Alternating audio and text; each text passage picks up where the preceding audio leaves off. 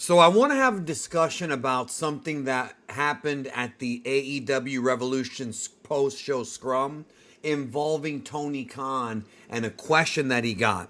And the question was basically asking him after the John Cena heel turn that happened at the Elimination Chamber, does that pressure you into basically figure out a way to capitalize on it or to respond to it? I've seen a few different wrestling fans online discuss, Cena went heel. What is AEW's response? And I want to comment on that and say that in actuality, and I've been very critical of Tony Khan in the past, but in actuality, the way that he answered the question is, I think, the correct answer. He basically said that whatever other wrestling companies do, that's what they do. It doesn't necessarily mean that we have to follow suit. Basically, he was saying that the Cena turn's not going to pressure him into doing a big angle.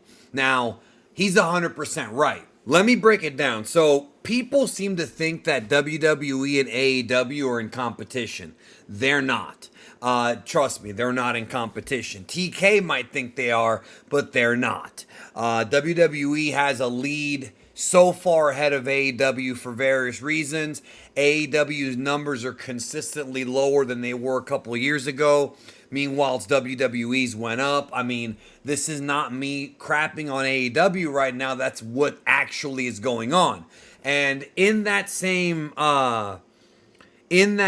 scrum, and that when he answered that same question, he does the thing. First, he basically gives the answer that I said, which was the right answer. And then he basically starts talking about how, well, our shows have been consistently great. And he's going into like how they've been on a run of really great shows. And that's what matters the most. And this is a typical Tony Khan answer where he will oftentimes deflect, or he will oftentimes sort of shift the question into praising the company and saying everything's great. In fact, if you want to play a funny game, because I played it this past weekend, every time that Tony Khan uses the word great, take a sip. Every time. You will be drunk within 3 minutes. I mean, all he talks about is how everything is great, and everything is not great. Everything is not great. The company's not doing well. They're not drawing to the live shows except for the pay-per-views, which the Staples Center show that just happened, Revolution, the company felt hot and it was a great show. But on television, people are just not going out to see Dynamite and Collision. And that, I think, is because with the AEW pay-per-views, you're almost always guaranteed a great show. Very few AEW pay-per-views are even below average. It's a very small number of them. And that's one thing that AEW can hang their hat on. They make great pay-per-views. And that's because the talent is really good. They have a phenomenal talent roster. The problem has been with the TV. I don't think Tony Khan knows how to book a television show. I don't think he has any idea. I think he books it like if it were a New Japan show or an indie show, and doesn't really understand how television works, how to build your angles, how to have show-long storylines. You rarely see it, but when you do see it, I will praise it. And they have done it before. It's not like they can't do it. We've seen AEW do great angles and great sort of show-long stories. I mean, go back and watch the shows from 2019, 2020, and 2021. Some of them are on Max right now. And they did do that. They were much better about making the shows more balanced. You had your angles, your promos, and your wrestling matches. But lately, there's been nothing on AEW that I think really captures the fans' imagination outside of, that's a great performer, I want to see him go against the next performer. And the reality is, look at WWE. The main angle that got them back in the good graces of wrestling fans, and the main angle that really elevated the company to what they're doing now, is the bloodline and everything surrounding the bloodline. The Sami Zayn story, the Cody Rhodes story of finishing the story, the everything with Kevin Owens and the Usos and how they're on opposite sides, but at one time they were friends. Then the Usos break up, and then Sammy and Kevin break up, and the Usos get back together. There's Drew McIntyre. They're basically weaving a lot of their top talent in with the bloodline. You got Solo, you got Jacob Fatu, you got Punk. All these characters are all in this. Like, the show feels. This is how it felt during the Attitude Era. This is how it felt during the Territories era, where the shows, especially stuff like Memphis and World Class, the shows feel like its own universe. Like, everyone is on the show and they are intertwined in something. At least the big stars are. And that's something that, like him or not, he gets criticized for it. Vince Russo was very good about getting everyone on the show and giving them something to do.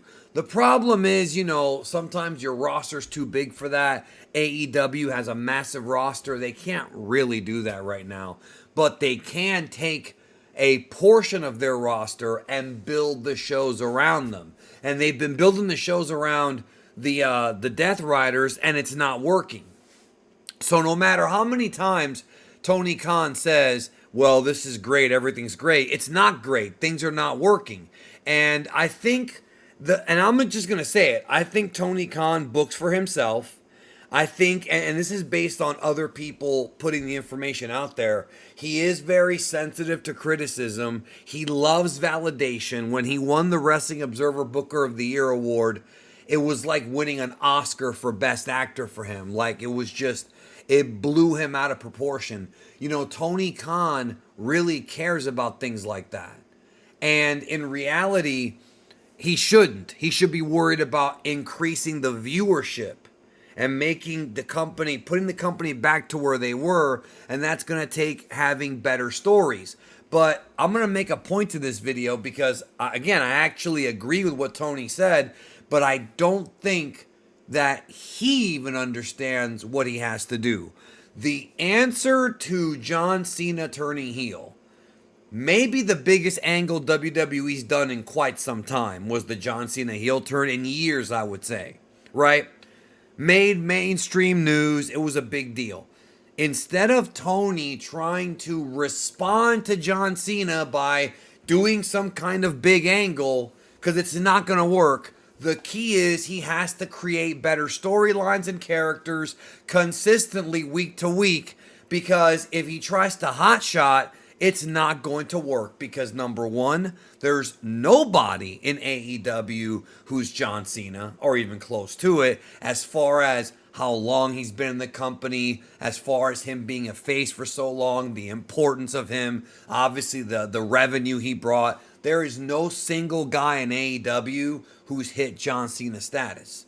He just doesn't exist, right? Because obviously, remember, Cena's storyline, the heel turn, was 20 years in the making.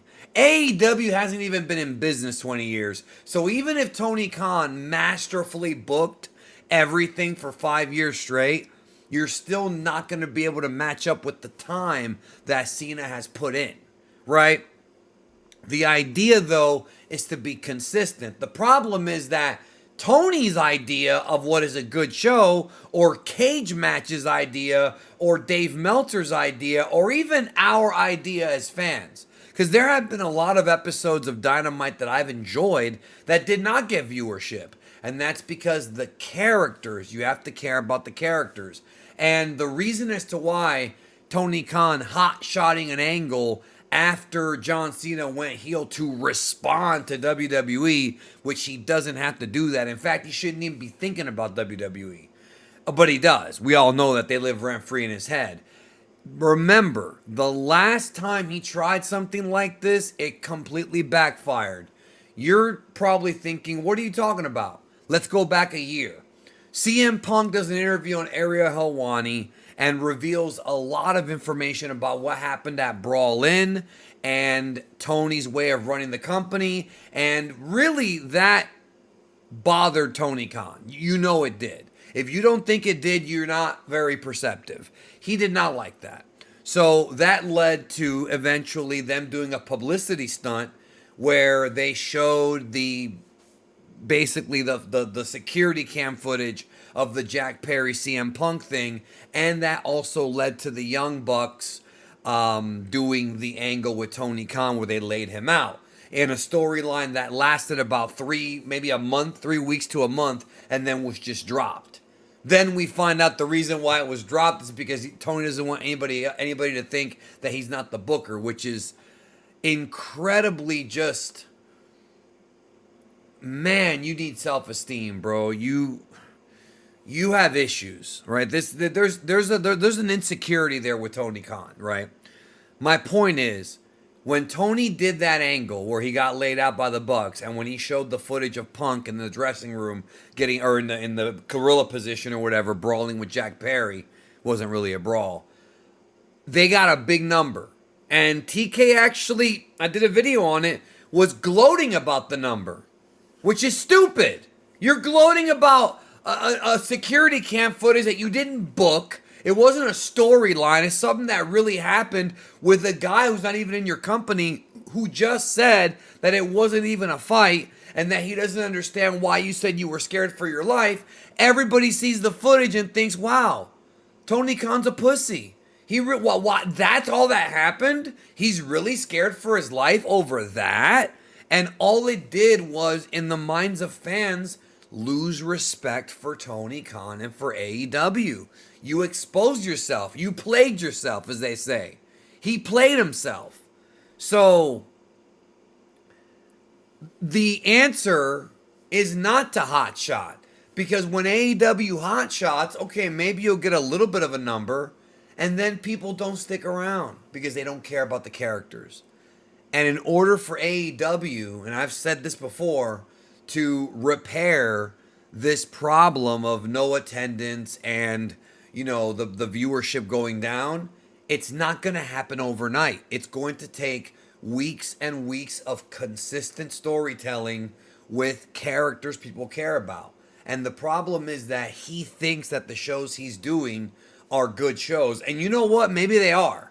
I'm not even going to sit here and say that they're all bad. Maybe the shows, and I say maybe because I don't watch all the shows. I don't watch Collision, at least not every week. But some of the shows are probably good as far as wrestling shows go. But there's a difference between booking a good wrestling show and a good wrestling television show. You have to have characters that people care about.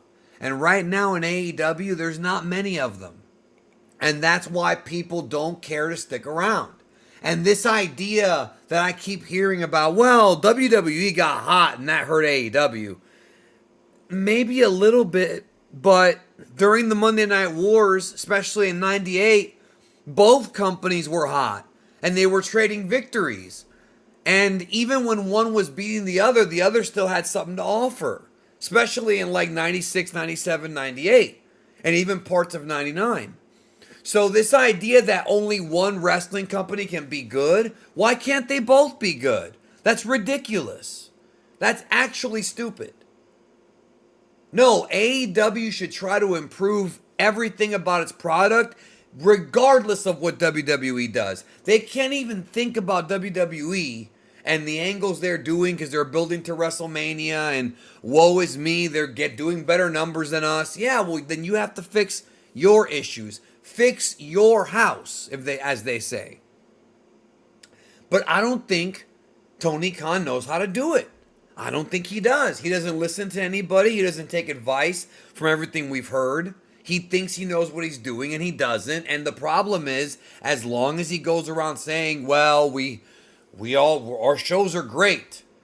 As long as he keeps, don't tell yourself the shows are great. You realize what he's actually doing is he's actually coping. This is a coping mechanism. He tells himself the shows are great purely because he wants to feel better about the shows not drawing. That's why. Well, they're good shows, but dude, people aren't going to see them. And again, because the dude's a billionaire and is never going to go broke, he doesn't care. He's not fighting for his livelihood like some of the territories did back in the day, where you had these guys that were running territories, but they weren't billionaires. They had to produce good television and good shows, or else they would go bankrupt. He doesn't have to worry about that. So that's why I go back to saying what I said before. I don't see anything changing. Nothing is going to change. I'm going to keep watching the AEW pay-per-views because they're good. I'm probably going to try Dynamite tomorrow night. I think I'll watch it. Give it a shot. It's probably not going to be that great of a show, but I'm willing to give it a shot because I'm not biased against AEW. I don't hate AEW. I want to like AEW, but I don't want to hate watch it. I want to tune into Dynamite tomorrow and be like, damn, that was a good show. I can't wait for next week. That's what I want. The problem is that for the past few weeks, every time I've tuned in, I've been like, that was okay, but I don't really care. And I'm sure there's a lot of people like that. Maybe they don't even watch anymore. Maybe they just keep up by reading the reports or watching the clips on social. You know, a lot of people don't watch week to week, and you have to produce good shows to do that. And what he thinks is a good show is not really a show that draws eyeballs. I don't think he has any idea how to do it. Not to mention being a Nepo baby, he can't relate to the rest of us. And if you're a writer or a booker or a storyteller, you have to be able to relate to your audience. Buddy, when you got a private plane that can take you anywhere you want, anytime you want, you're not one of us. It's like what Kendrick Lamar said, bro. They're not like us. He's not like us at all. So, yes, he answered the question right. Don't let WWE's actions dictate what you do, because the last time you did, that CM Punk catastrophe happened, and after that happened, look what's happened. Ever since then, it created a domino effect where people stopped watching.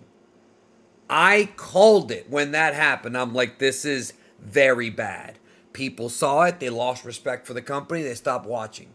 People have to respect the company, man. They have to respect the stories, the characters, and they don't. Anyways, I've rambled enough about this. Y'all should know by now I don't pull punches on this shit. I try to be fair. I want AEW to succeed. But under this lack of leadership and this idea that, well, we do great. Oh, everything's great. Everything's great. Everything's not great. In the real world, everything's not great. It's literally that meme of the dog with the house on fire who's like, everything's fine. That's Tony Khan. That is Tony Khan. And when you don't have anything to lose, why try?